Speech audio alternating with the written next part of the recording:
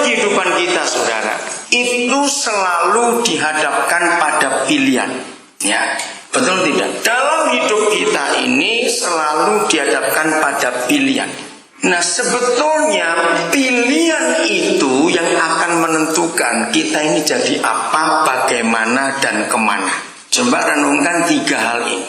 Pilihan yang kita pilih itu yang menentukan kita itu akan jadi apa, akan bagaimana, dan akan kemana.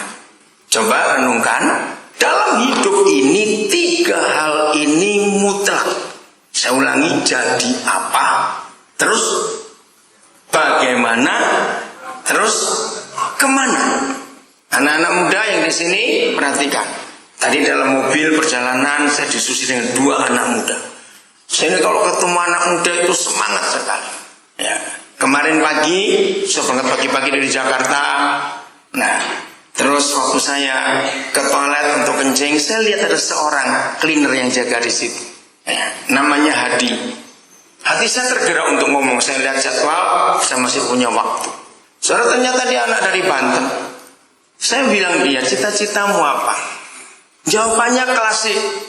Mau cita-cita apa om? Cuma cleaner saja kok. Saya bilang begitu. Nah, saya berkesempatan untuk cerita. Hei, kamu harus tahu, semua orang-orang hebat di dunia ini itu punya mimpi dulu sebelum jadi sukses.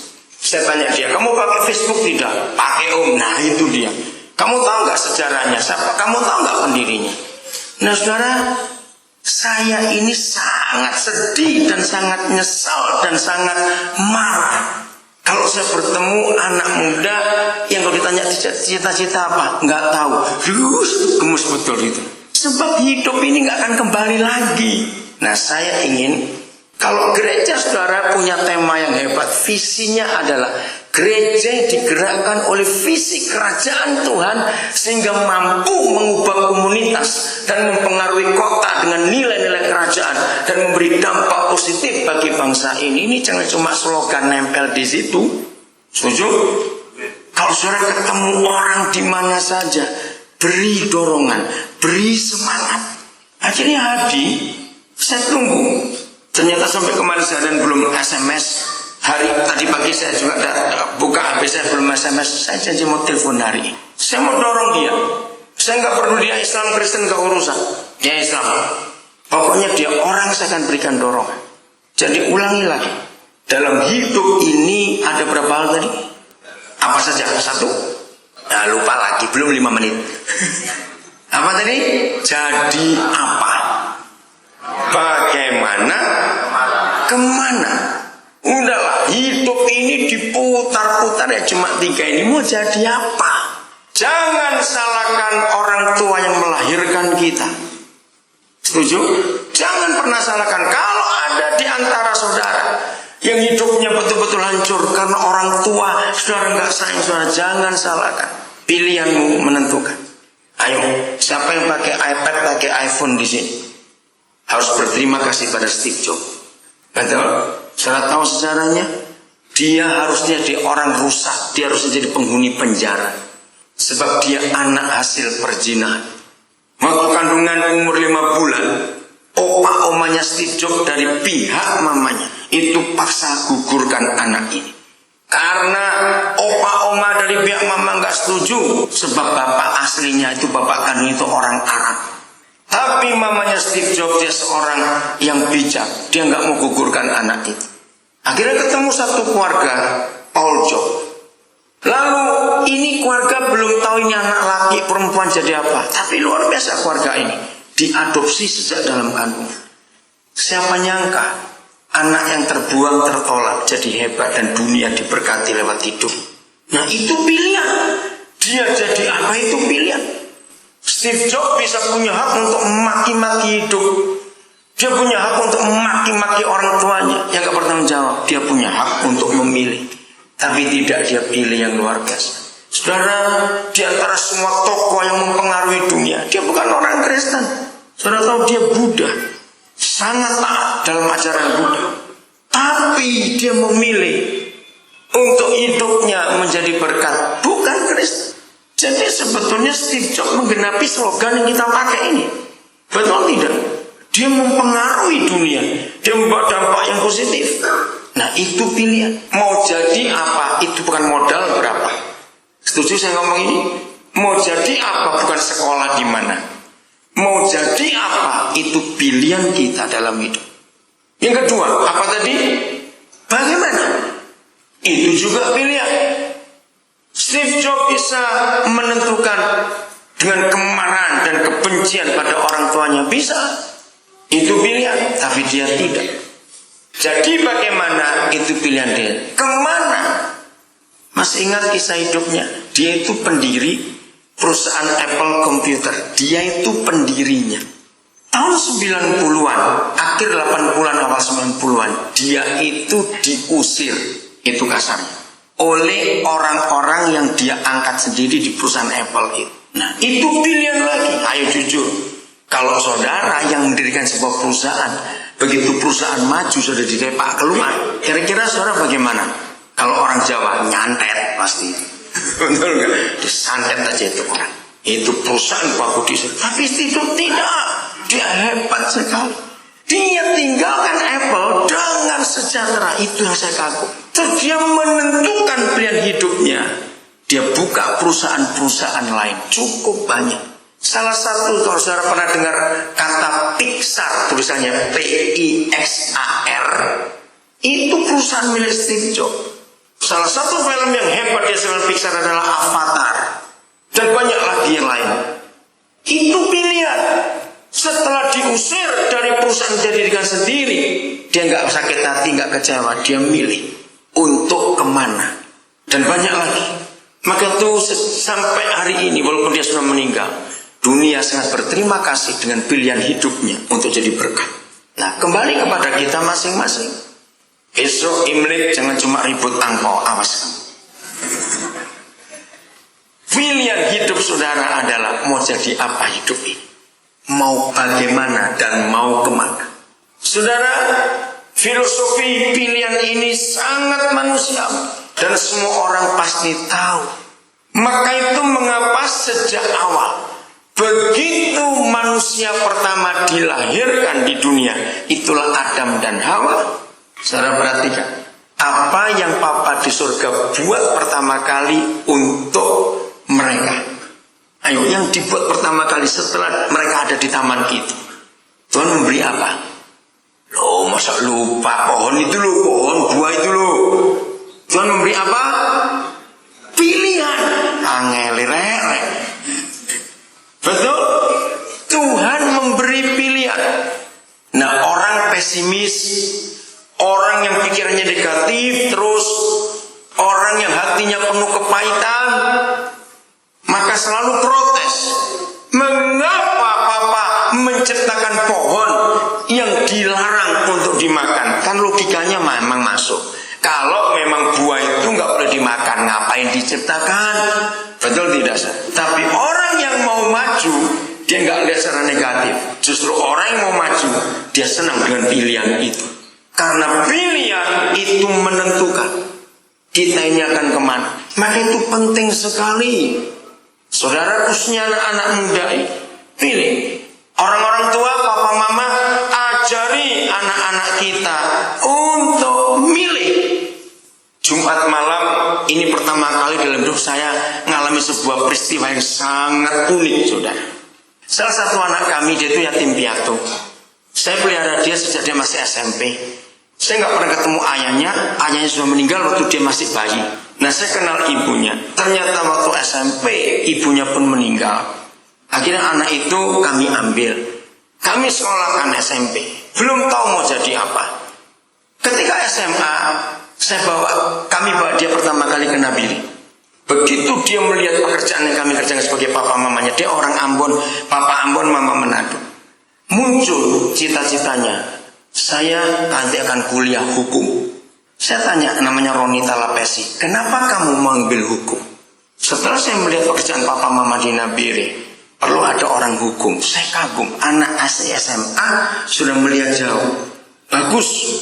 Dia lulus SMA, dia masuk ke Atmajaya, lulus Fakultas Hukum. Normal 4 tahun. 3 bulan dia lulus bersama 2 temannya. Dua-dua Batak, mereka mendirikan Oke? Waktu meresmikan kantor itu, saya sampaikan kepada mereka visi ini. Itu terjadi 4 tahun yang lalu kantor itu. Sekarang saudara, kantornya sudah dipercaya oleh banyak orang, masih muda-muda. Mereka belum umur 30-an.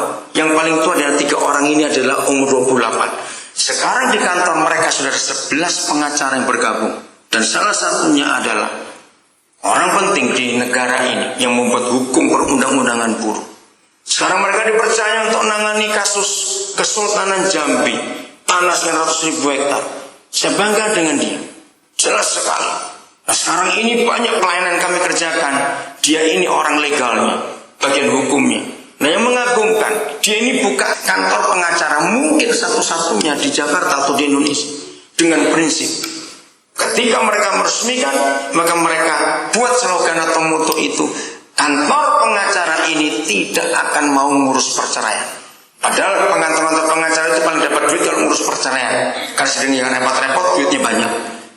Tapi anak ini tidak. Dia cerita kepada teman-temannya, dia cerita pada semua orang yang tanya, kenapa? Karena papa saya pendeta, dan dia menyampaikan kebenaran, Tuhan itu benci perceraian. Kagum gak punya anak sehebat itu. Sekarang dia sedang menyelesaikan tesisnya untuk S2 dengan di Gajah Mada. Saya biaya S2-nya juga. Dia hebat sekali. Nah Jumat malam, habis makan sama-sama dengan 8 lawyer yang ada. Nah dia punya pacar, lawyer juga, pengacara juga. Orang Tionghoa sudah. Nah hari Seninnya, ini hari Jumat, Seninnya itu pertama kali saya kenalan dengan orang tuanya. Jadi mulai pendekatan begitu. Itu Senin malam. Jumat kami pulang, Sabtu pagi kemarin saya berangkat ini ke sini. Habis makan cerita-cerita soal visi tahun ini, perusahaan ini akan dibawa kemana, semuanya saya memberi masukan buat mereka. Kira-kira jam 10-an dapat telepon. Ini pengacara pacar anak saya ini masuk rumah sakit, harus operasi katanya usus buntu. Nah baru makan tadi nih, gak ada apa-apa. Oke? Akhirnya saya harus ke rumah sakit. Nah ada papa mamanya, dia tunggu operasi. Nah tengah-tengah operasi dokter keluar, ternyata ada kista di indung telur bagian kanan. Ditanyakan apa mau diambil sekali atau tidak, mau berunding lagi. Ya, termasuk saya diminta berapa juga. Ya kalau memang itu terbaik sudah. Nggak lama dokter keluar lagi, ternyata nggak bisa diambil karena sudah terlalu lama dan lengket. Kami hanya bisa istilah dokter mengempeskan itu, jadi dikempeskan. Tapi ini nggak bisa. Nah yang lucu begini saudara, maka itu ini pilihan. Dokter itu menyarankan dia ini harus cepat menikah dan punya anak. Nah bingung semua kami di situ. Loh bagaimana ceritanya ini? Tanya dokter, apa nggak ada pilihan lain? Tidak ada. Sebelum yang kiri itu kena, biasanya ini dokter kandungan, dokternya Katolik, dia tahu keadaan itu. Saudara akhirnya tengah malam jam 12 lewat memutuskan. Saya terus kontak istri saya, untung dia belum tidur, untuk bicarakan kapan lamarannya ini. Diputuskan tanggal 26 Februari nanti lamarannya itu. Jadi saya tertawa kemarin, saya sampai survei telepon ini buat dia masih saya buat om ini pernikahan yang unik pertama kali, dokter yang nyuruh kamu kawin.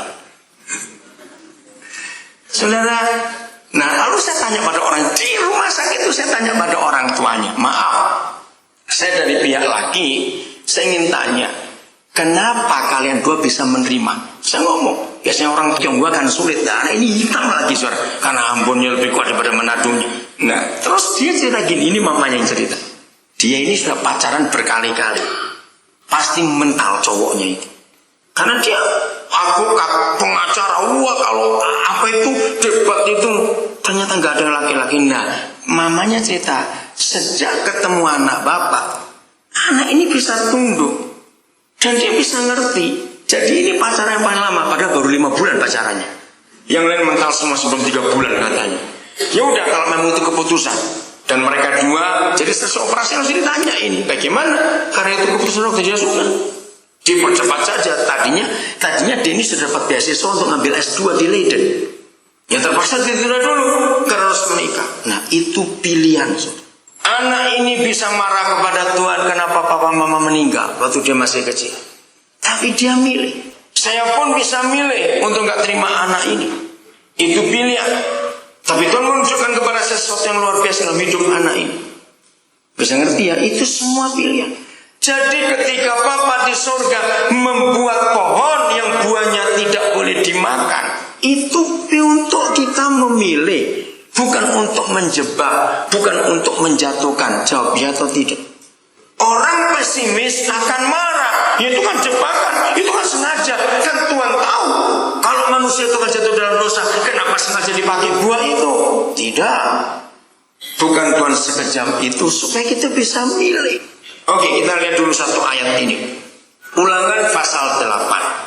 Supaya yang masih sering nyalakan Tuhan dalam hal pilihan ini, kita bertobat hari ini. Ulangan 8. Judulnya menarik sekali, saudara. Bersyukur kepada Tuhan karena kebaikannya. Kebaikan dalam hal apa? Oke, mulai ayat 1 aja ya. Ulangan 8 mulai ayat 1. Bagi adik-adik, anak-anak muda, engkau belum punya cita-cita, milikilah cita-cita sekarang ini. Miliki. Sama seperti salah seorang anak kami sekarang, dia tahun ini kira-kira Agustus dia akan selesai doktornya S3 di Bogor. Dia anak yatim piatu juga. Saya ketemu dia waktu dia masih SMA tahun 96 yang lalu. Saya langsung ketemu ibunya di keluarga yang sangat miskin. Rumahnya masih dari tanah lantainya, dindingnya dari kayu yang sangat-sangat sederhana. Saya kuliahkan dia. Nah, dia ngambil S1 di Samuel Ratulangi di Manado. Dia ngambil jurusan teknik kelautan. Nah, waktu dia semester 3 masuk ke 4, itu ada penjurusan.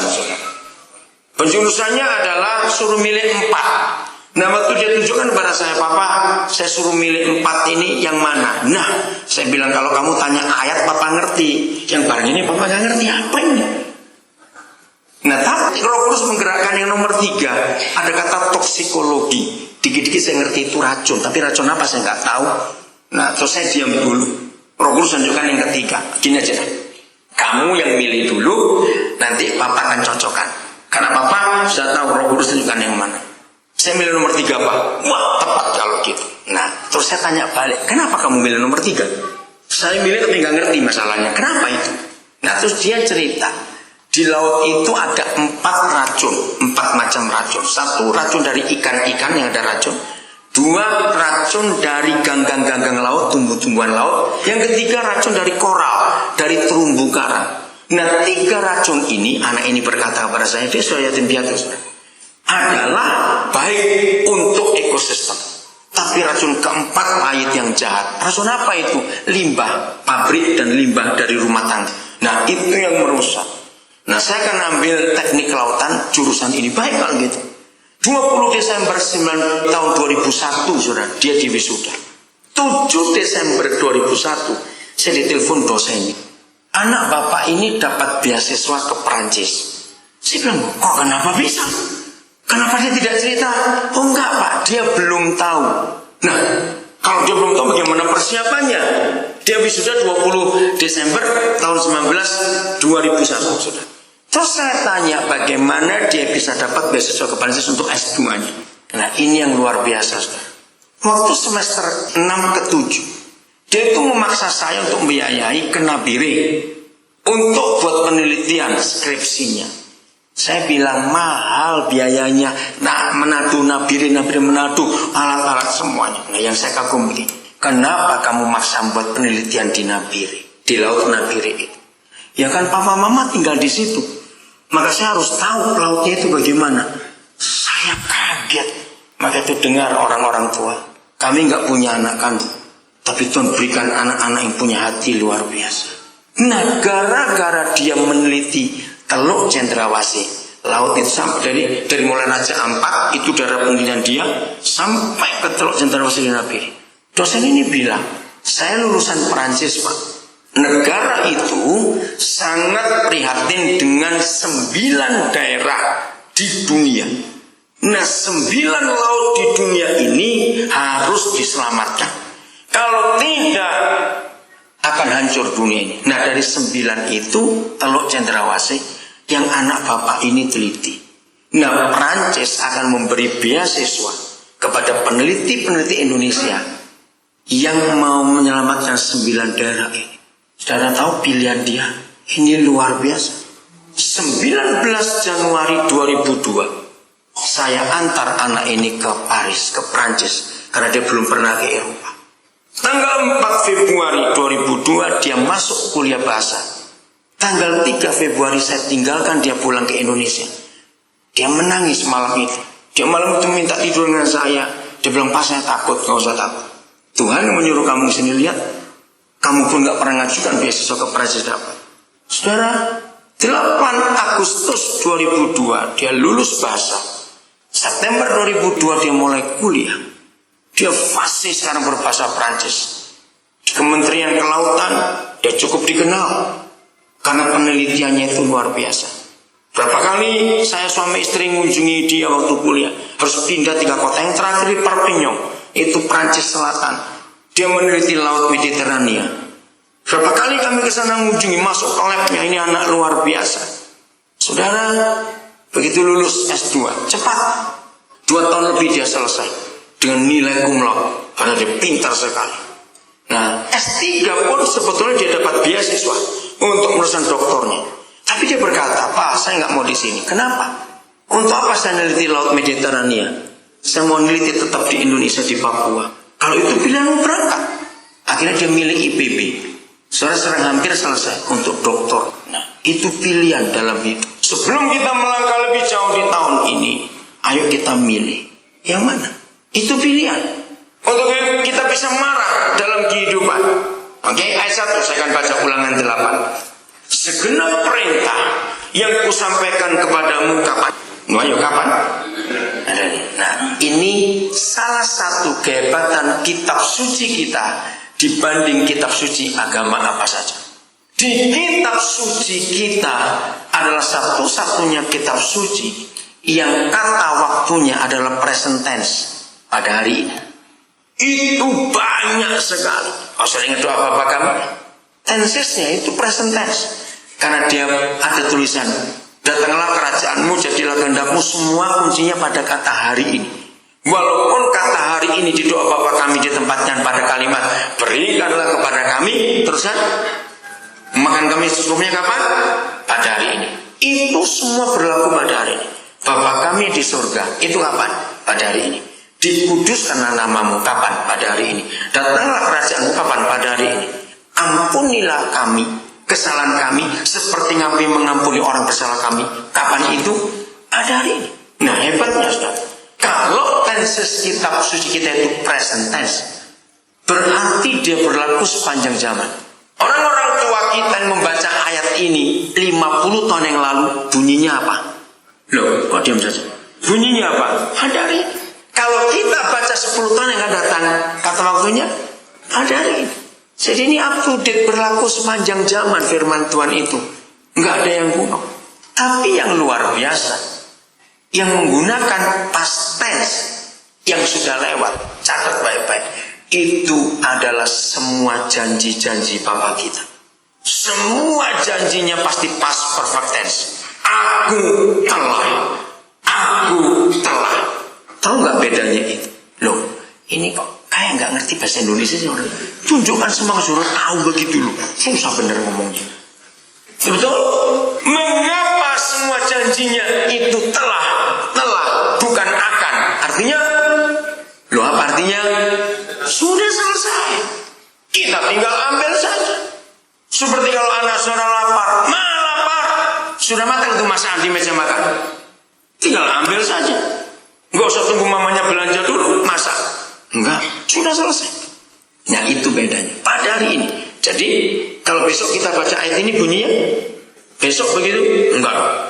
Segenap perintah yang kusampaikan kepadamu pada hari ini haruslah kamu lakukan dengan setia, supaya kamu hidup dan bertambah banyak, dan kamu memasuki serta menduduki negeri yang dijanjikan Yahweh dengan sumpah kepada nenek moyang.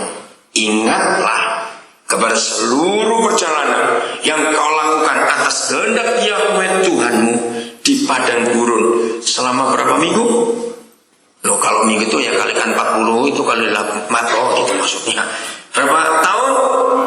40 tahun ini dengan maksud, nah ini dia, bukan dia kejam, dengan maksud merendahkan hatimu dan menguji engkau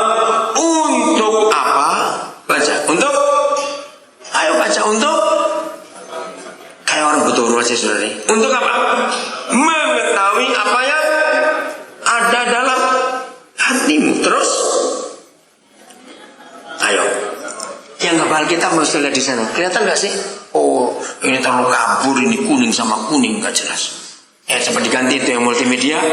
Kasih yang tulisan kitab, yang kuning nggak kebaca. Coba ditunggu dulu, supaya semua baca. Suara ini penting sekali. Orang sering bertanya begini, ya kalau memang Tuhan tahu.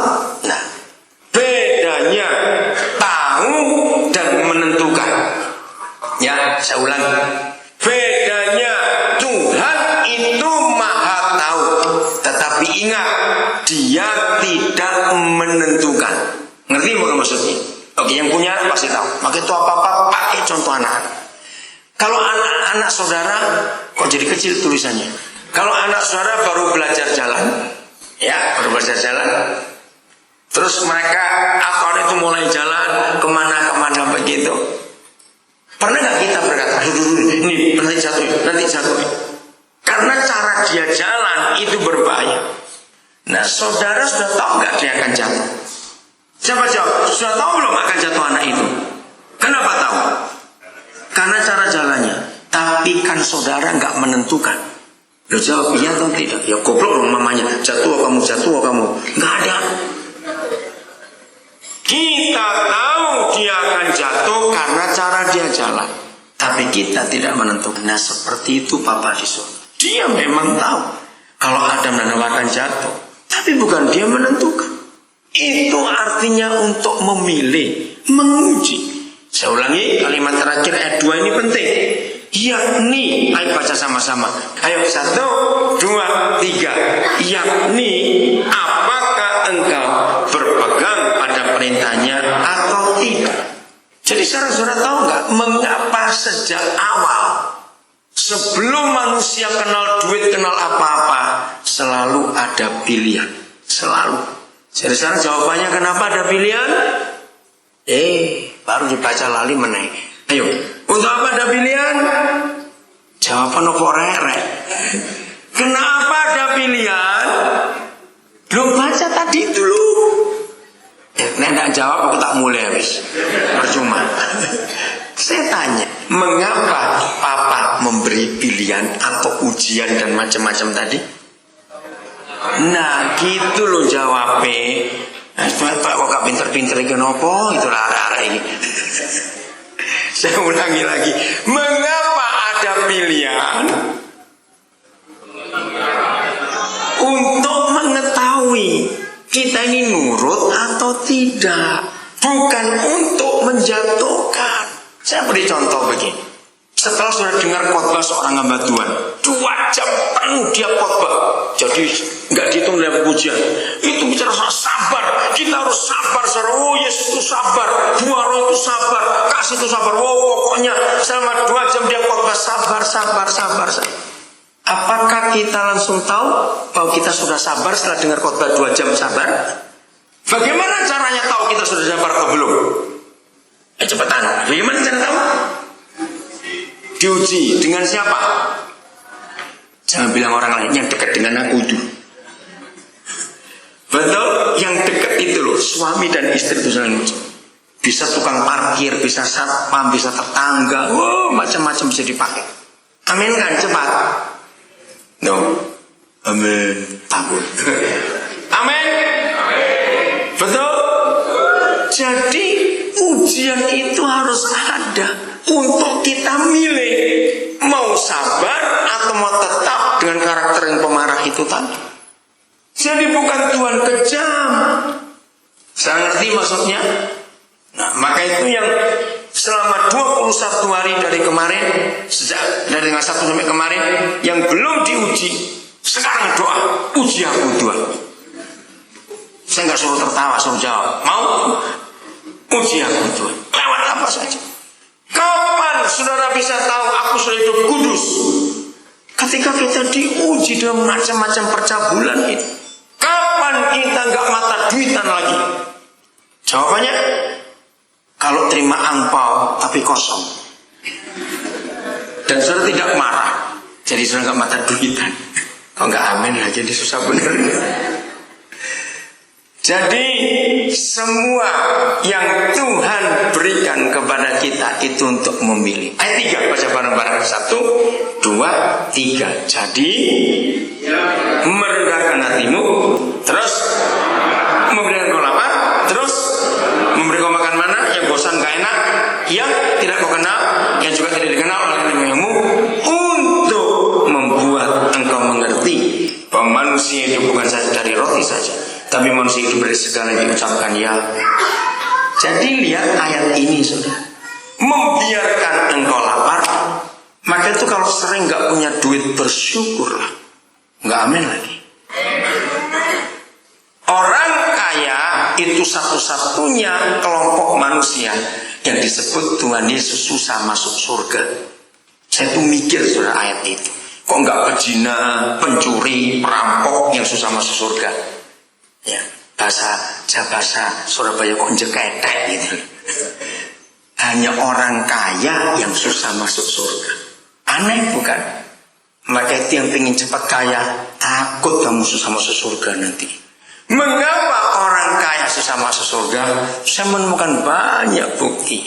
Nomor 1, orang kaya nggak bisa diuji, nggak punya duit. Betul tidak? Kenapa? Tuhan nggak mentolong tanah duitmu sakmono kaya dulu. Serius, orang kaya nggak bisa diuji tentang nggak punya duit. Sebab orang kaya kan mempertahankan kekayaannya. Orang kaya itu saudara, kalau nilai kekayaannya turun 0, sekian saja, turun, wah sudah takut luar biasa. Tapi orang nggak punya duit sudah biasa. Maka itu jawab jujur. Menurut saudara, orang kaya atau orang miskin yang takut miskin? Loh, mungkin nggak jelas pertanyaan dengan baik-baik. Menurut saudara, orang kaya atau orang miskin yang takut miskin? Nah, itu yang buat gampang masuk surga. Karena nggak takut miskin. Dengarkan itu baik-baik. Maka itu jangan pengen kaya. Kalau kau kaya untuk Tuhan dan untuk orang lain. Amin. Nah, sulit kok. Masuk surga itu sulit. Jadi ketika Tuhan izinkan beberapa di antara kita sering lapar, membiarkan kamu lapar karena nggak punya uang, jangan maling goblok. Tetaplah lapar di situ, karena Tuhan sedang menguji kita. Nah, orang kaya susah diuji untuk lapar. Kalau kau nggak punya duit, masih punya kartu kredit, jadi susah untuk diuji, itu susah. Oke? Nah, jadi harus kita tahu. Bahkan kita harus ingat, siapa tahu siapa saingan Tuhan Yesus? Bukan musuh, saingan. Kalau musuh pasti setan. Saingannya siapa Tuhan Yesus? Mamon. Itu Matius 6 ayat 24. Dia sendiri berkata di Matius 6 24, sainganku itu cuma duit. Jadi kamu harus pilih, Tuhanmu itu siapa? Aku atau Mamon? Jadi bukan berarti kita nggak boleh punya uang. Kita harus punya uang untuk memberkati orang lain, bukan untuk kekayaan diri kita sendiri. Nah, contoh yang paling gampang begini. Kalau ada orang kaya ke dokter dan orang miskin ke dokter, tiba-tiba vonisnya sama, kanker stadium 4. Nah, mana di antara dua orang ini yang lebih berharap Tuhan? Cepetan. Kenapa orang miskin? Yang kaya Singapura langsung, besok pun berangkat bisa. Saudara, ini yang menyebabkan Tuhan Yesus berkata orang kaya sudah masuk surga. Nah, bagaimana orang kaya ini bisa masuk surga? Kalau dia ngajak si miskin berobat bareng dan dia yang bayari. Loh, amin kan? Wah, itu firman Tuhan. Nah, yang kaya pelit saya ajari, wes nggak usah ke Singapura bareng ngodek harap Tuhan. Betul nggak? Supaya nggak berdosa. Nggak ada pendeta menemukan rumus ini kecuali saya, saudara. Percayalah itu. Loh, benar saudara, ini kebenaran yang luar biasa. Karena saya menghitung memberi itu dengan cara begini. Apa saja yang saya pakai untuk diri saya dan keluarga saya, paling sedikit kalau saya memberi itu saya tambahkan 50%-nya.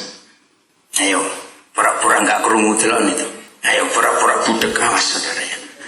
Saya ulangi lagi. Kalau kita kaya dan bisa masuk surga pakai prinsip ini, apa saja yang kita pakai untuk keluarga dan diri sendiri, berikutnya keluarkan untuk memberkati orang lain, tambahkan 50%. Jadi misalnya begini, dari tanggal 1 Januari kemarin sampai kemarin tanggal 21, suara belanja baju, suara makan, suara keluar negeri, suara berobat, suara apa saja, untuk biaya rumah, semuanya itu misalnya 40 juta dalam 21 hari misal. Berarti saudara harus memberi Tuhan hari ini, memberi orang lain itu 60 juta. Ya, sekejut tapera ini terlalu. Katakan amin. Oh, harus memberi, sudah bilang amin. Loh, itu cara saya memberi. Nah, orang pelit begini, ya udah, mulai hari ini jangan belanja banyak-banyak, semoga ditutupannya oleh Tuhan. Dari mana saya pakai ayat itu? Ada 2 ayat yang saya pakai. Itu ujian Tuhan buat hidup kita. Yang pertama, pelajaran memberi yang Yesus ajarkan. Waktu kelas pelajaran memberi, Tuhan Yesus ngajak murid-muridnya duduk di depan peti persembahan di bait suci, masih ingat? Terus dia memberi kode, ada 2 orang yang memberi. 1 orang kaya, 1 orang miskin. Masih ingat? Loh, saya tanya masih ingat nggak? Kalau nggak dibukakan ayatnya gitu loh. Oke, lupa awas kamu. Ya. Terus Yesus berkata, itu ada orang kaya. Dulu kan nggak ada uang kertas, uangnya logam semua. Jadi begitu 12 murid mendengar brojok, bisa bayangkan tuh kalau uang logam banyak begitu dituang semua ke peti persembahan, ribut suara. Nah, yang lain masuk lagi, lalu ada orang miskinnya gitu. Kelitik bunyinya. Karena cuma 1 koinnya. Oke, saya pakai angka rupiah zaman sekarang. Setelah dihitung, ternyata orang kaya ini memberi hari itu 200 juta. Tapi si miskin cuma memberi 500 rupiah. Nah, sehingga Tuhan Yesus berkata, siapa yang memberi paling banyak? Jangan bilang Yesus goblok mengerti duit, awas ya. Bagaimana yang memberi 500 rupiah bisa disebut ini paling lebih banyak dari 200 juta? Nah, saya tuh mikir, saya tahu Tuhan Yesus tuh ngerti duit. Saya tahu walaupun dia sering gak punya duit atau memang gak punya duit. Tapi mengapa dia berkata, ternyata begini, ini kotak persembahan gede ini, gak penuh, awas nantinya. Saat keranjang Fitri cepat syuting ini supaya orang tahu gitu, kamu itu berdiri situ di sekolah kan jauh ke Kuala Lumpur syuting gitu, cepat. Ini sekolah di Kuala Lumpur ini untuk saya bayar dia ini seorang untuk jadi ahli itu. Ayo, coba lihat tuh orang-orang tertawa di syuting semua itu supaya tahu wajahnya. Cepat. Susah bener. Nah, ini keranjangnya. Oke. Nah, berapapun yang kita beri, itu yang hitung bendahara gereja. Yang Tuhan hitung yang masih di bank dan yang masih di dompet. Ngerti nggak maksudnya itu? Nggak ngerti? Oke, saya terangkan begini. Jadi saya nyekolahkan bukan untuk jadi guru saja. Ada 3 anak kami yang kami sekolahkan untuk bagian perfilman. 2 laki-laki ada di Jakarta, ini 1 perempuan, dia kuliah di Kuala Lumpur. Saya ingin melihat anak-anak muda itu bangkit, punya semangat dalam hidup, dan tahu panggilannya, tahu visinya. Suami itu seorang akuntan, dia mau kena piri mereka, jadi akuntan di sana. Nah, sudah keliling kan tuh, syuting macam-macam tertawa itu. Juga yang ngantuk syuting, kayak syuting DPR yang tidur tuh, sama tanya jalan. Supaya tahu yang di gereja ngantuk siapa itu, cepat syuting kan. Udah belum? Oke, saya lanjutkan. Jadi mengapa pelajaran Yesus kok aneh sekali? Yang memberi 500 rupiah dibilang lebih banyak daripada memberi 200 juta rupiah. Aneh bukan? Bukan berarti Tuhan Yesus nggak ngerti duit, nggak ngerti matematika. Tidak. Ternyata begini cara dia ngitung. Yang dia hitung yang belum kita beri, yang masih di bank, yang masih di dompet, yang masih di rumah itu dia hitung. Jadi begini, kalau orang kaya itu punya kekayaan 40 miliar dan orang miskin itu hanya punya 1.000 rupiah. Jadi yang dihitung bukan yang diberi di gereja, bukan yang diberi untuk orang lain dan pekerjaan Tuhan, tapi yang Tuhan hitung masih di rumah. Nah, sekarang pertanyaannya, supaya orang kaya itu nilainya sama dan dipuji, diberi nilai sama seperti orang miskin. Kalau dia memberi berapa, langsung stroke saudara. 20 miliar mati ngadek gitu. Nah ini yang menyebabkan Yesus berfirman, orang kaya susah masuk surga karena medite itu loh, karena pelitnya itu tadi.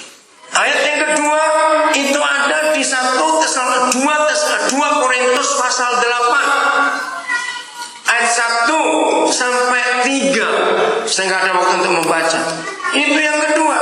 Mereka orang-orang Tesalonika, 2 Korintus 8 1 sampai 3.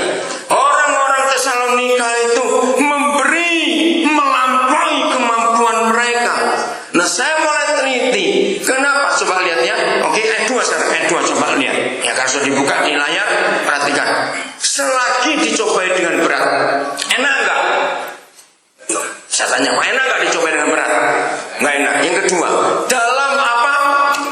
Berbagai penderitaan, enak tidak? Dicobai dengan berat dalam berbagai penderitaan. Tapi apa?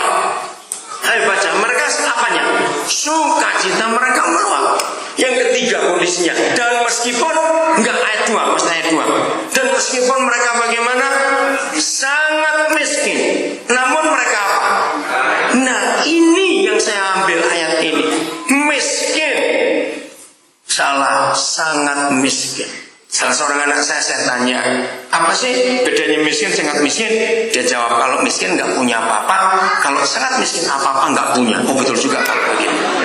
Nah dalam kondisi sangat miskin, apa-apa aja nggak punya. Namun mereka bagaimana? Kaya dalam kemurahan.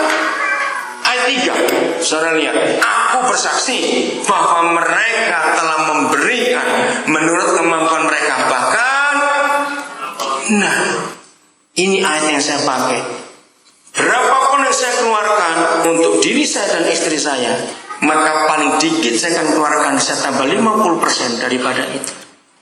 Bagi saudara yang belum tahu, supaya tahu, maka itu sampai ada yang percayakan, bisa mendirikan banyak sekolah-sekolah gratis, membiayai anak-anak untuk kuliah, nggak cuma S1 sampai S2. S3 kami yang keempat, doktor yang keempat saya luluskan itu wisuda tanggal 27 September yang lalu. Anak Dayak asli dari suku Kenya, dari kampung Long Pujungan di Kalimantan Timur. Begitu dia selesai doktornya, saudara saya baru tahu ternyata dia itu adalah orang pertama dari suku itu yang punya gelar setinggi itu, S3. Sekarang dia kembali ke Kalimantan Timur. Sekarang dia mempersiapkan diri jadi orang penting nanti untuk pemecahan provinsi Kalimantan Timur dengan Kalimantan Utara, Kaltara. Dia dipersiapkan. Saya bangga dengan itu. Maka itu orang-orang kaya pelit, awas kamu susah masuk surga. Dengar itu baik-baik.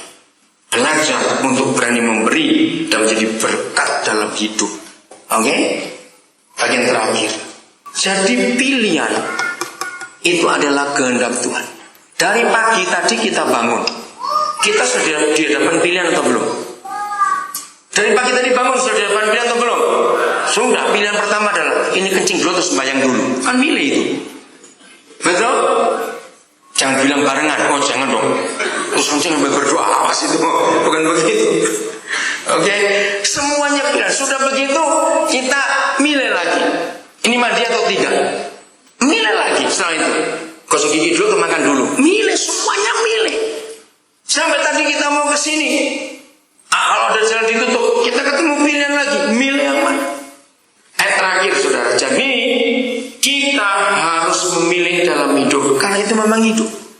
Mazmur 1. Adik-adik, anak-anak muda, perhatikan ayat ini. Kalau tadi jadi apa, bagaimana, dan kemana?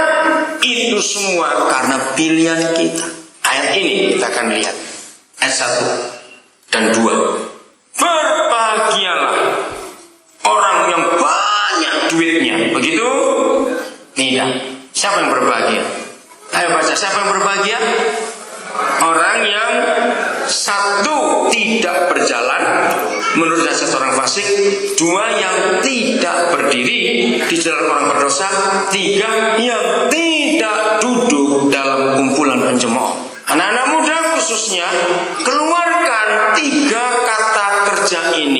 berjalan, berdiri, dan duduk. Maaf, selumpuh-lumpuhnya orang, kalau dia hidup dia tetap berjalan tidak? Pakai kursi roda tetap jalan juga bukan? Nah, jadi dalam filosofi kehidupan itu, orang yang hidup pasti dia berjalan, pasti dia berdiri, pasti dia duduk. Amin. Nah, ini masalahnya. Berjalan di mana, dengan siapa, berdiri di mana, dengan siapa, duduk di mana, dengan siapa.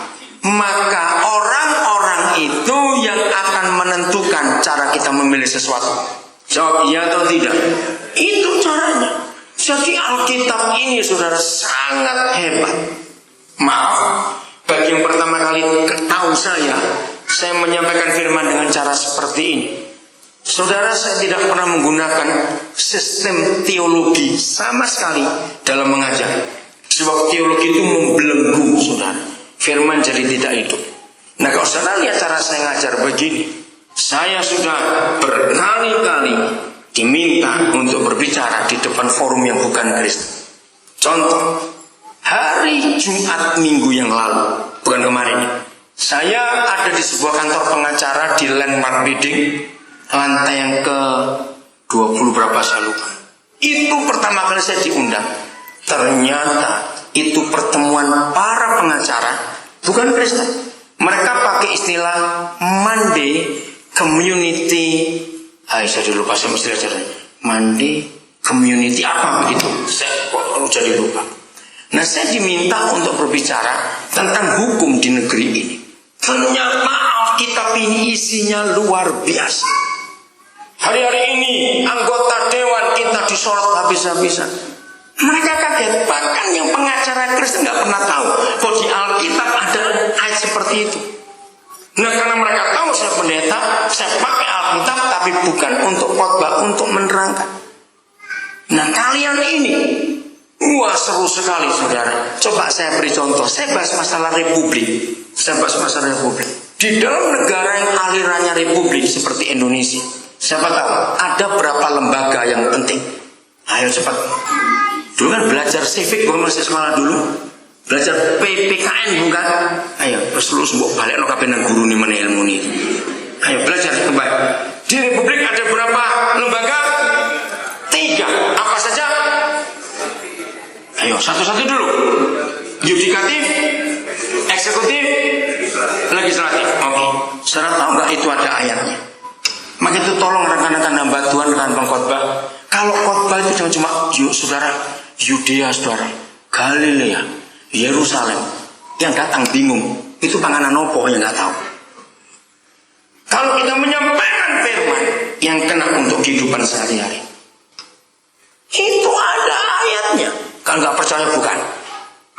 Yesaya 33 ayat 22. Oke, nyimpang dikit ya. Jadi nggak salah saya ngomong terakhir ketemu ayat ini, jadi nggak salah saya. Tunggu dulu. Tapi saya akan cepat-cepat. Yesaya 33 ayat 22. Nah, saya bicara di depan para pengacara itu hancurnya negeri kita karena 3 lembaga ini tidak pernah jalan barengan. Udah? Mana ayatnya kok belum kuat? Itu dia. Sebab Yahweh ialah hakim kita. Ini yudikatif. Ini para jaksa, Mahkamah Agung, pengadilan. Kedua, Yahweh yang memberi hukum bagi kita. Ini legislatif. Ini MPR, DPR. Yang ketiga, Yahweh ialah raja kita. Ini eksekutifnya. Ini presiden. Mereka kaget kalau saya ngomong itu. Nah, lihat apa yang terjadi kalau 3 lembaga ini bersatu dan berjalan bersama-sama. Baca. Dia akan menyelamatkan kita. Saya uraikan kata menyelamatkan, kata mensejahterakan, kata mencukupi semua kebutuhan bangsa kita. Tidak. Pemerintah kita jahat dan kejam. Maka itu para pendoa syafaat, awas kamu berdoa, berkati ini berkati. Saudara memberkati perampok-perampok itu. Saya kalau doa untuk pejabat, saya bilang hukum mereka para perampok yang memimpin negeri ini. Ngeri saudara. Karena gereja salah berdoa, maka itu mereka makin sukses merampoknya.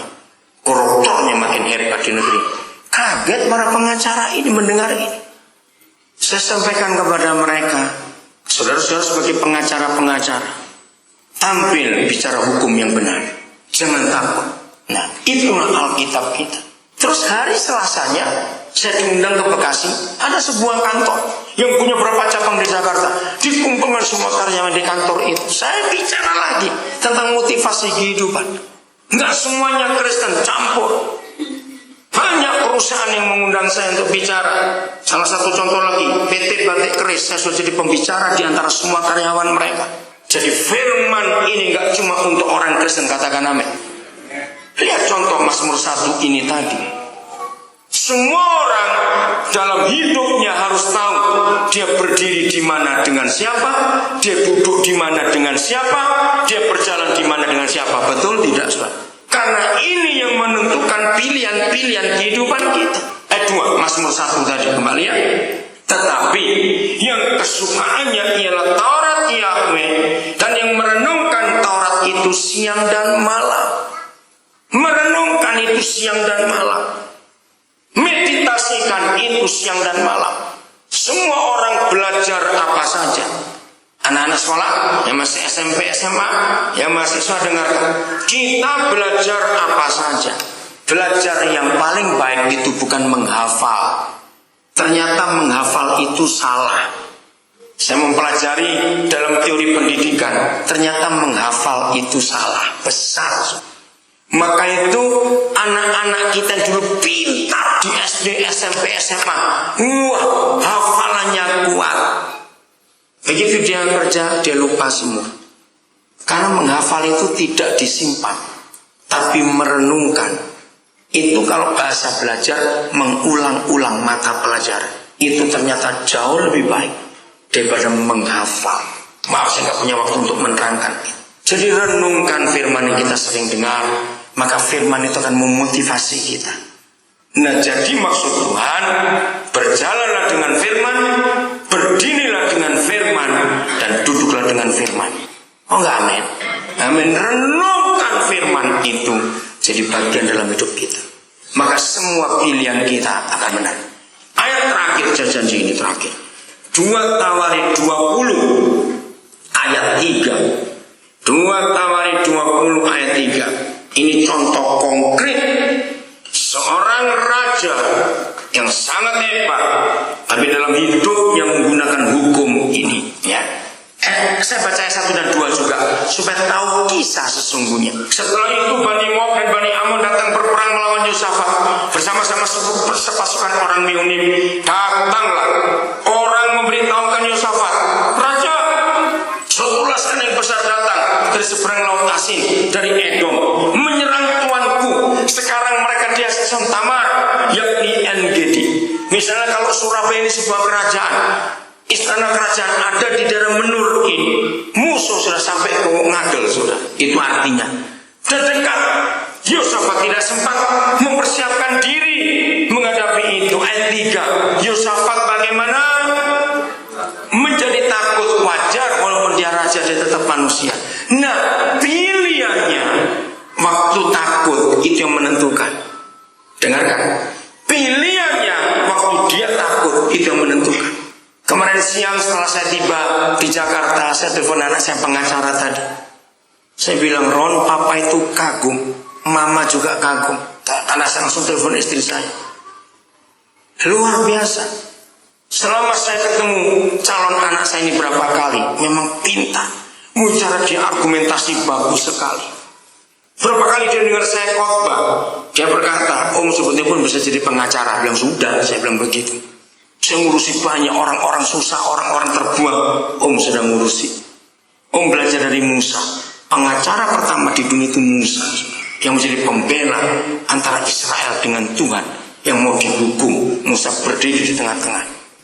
Kami suami istri bisa membayangkan, kalau Tuhan nikahkan mereka dua, ada kekuatan hukum yang luar biasa. Mereka tahu keadilan itu. Maka itu pilihan itu menentukan. Apa keputusan kita di dalam semua situasi yang paling tidak enak sekalipun.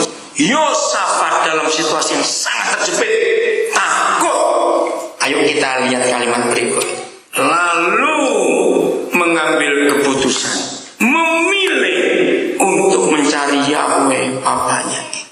sampai di sini. Saudara punya kenalan banyak orang kaya. Dalam masalah papa jangan telepon orang kaya. Ambil keputusan cari papa yang baik. Dari mana dia bisa punya iman seperti itu? Nambah sedikit lagi. Pasal 17-nya supaya tahu pengaruh papa itu penting untuk anak-anak. Lihat pasal 17 2 Tawarik. Mulai ayat yang ketiga. Dan Yahweh menyertai Yosafat. Mengapa Yosafat disertai? Karena ia hidup mengikuti jejak yang dahulu dari Daud bapak leluhurnya. Tidak mencari Baal-Baal, melainkan mencari Tuhan yang disembah ayahnya. Garis bawah, pria-pria, pemuda-pemuda, adik-adik masih SMP SMA, kalau nanti jadi papa, ingat kisah ini. Anak-anak akan ikut siapa yang disembah oleh papanya. Betul? Kalau suatu hari ada satu keluarga punya masalah berat, lalu papa telepon jenderal ini, pejabat itu, anak-anak dengar. 3 hari kemudian masalah selesai. Suasana keluarga berubah jadi damai. Maka anak-anak keluarga itu akan belajar, oh kalau punya masalah cari pejabat. Karena disembah oleh papanya adalah pejabat itu Tuhan. Tapi kalau satu keluarga punya masalah, lalu ayah dalam keluarga itu memutuskan, ayo ngajak anak istri mencari Tuhan. Berapa hari kemudian pertolongan datang. Maka anak-anak kita sampai kita mati, sampai mereka mati nanti juga mengikuti Tuhan yang kita sembah. Amin. Jadi Yosafat menjadi hebat karena dilihat hidup Raja Asa apanya. Bagaimana kita sebagai papa-papa dilihat oleh anak-anak kita. Tahun 2011 yang lalu sudah ada beberapa anak-anak kami yang sudah kerja membiayai orang lain lagi untuk kuliah. Roni yang lawyer tadi, dia nyekolahkan satu anak dari Samarinda untuk masuk fakultas hukum dengan biaya dia. Saya sebagai papa bangga melihat mereka, karena anak-anak itu mulai sekarang memberkati yang lain. Kayak gitu, ingat nih, Tuhan memberkati kita semua. Mari kita menghampiri Tuhan. Dalam kehidupan kita, saudara, itu selalu dihadapkan pada pilihan. Ya, betul tidak? Dalam hidup kita ini selalu dihadapkan pada pilihan. Nah, sebetulnya pilihan itu yang akan menentukan kita ini jadi apa, bagaimana, dan kemana. Coba renungkan 3 hal ini.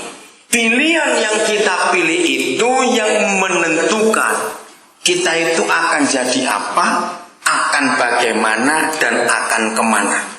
Coba renungkan. Dalam hidup ini 3 hal ini mutlak.